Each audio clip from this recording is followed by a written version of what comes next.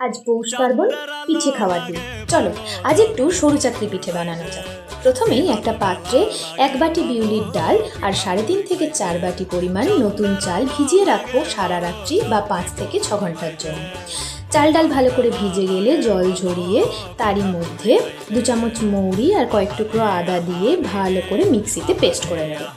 এই পেস্টটার মধ্যে স্বাদ মতো নুন, চিনি আর বেশ অনেকটা পরিমাণ জল দিয়ে সমস্ত কিছু মিশিয়ে একটা পাতলা ব্যাটার রেডি করবে। গ্যাসে একটা ননস্টিকের ফ্রাইং প্যান বসিয়ে গরম করে ওপর থেকে অল্প তেল ব্রাশ করে নেওয়ার পর ওই পাতলা ব্যাটারটা প্যানের মধ্যে সমানভাবে চারিদিকে ছড়িয়ে নেবে।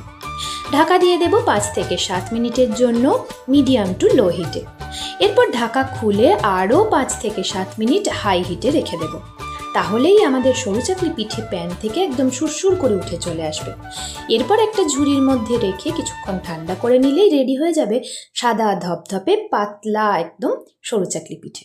এরপর আর কি, নলেন গুড় দিয়ে খেয়ে ফেলো আর জানিও কেমন লাগলো।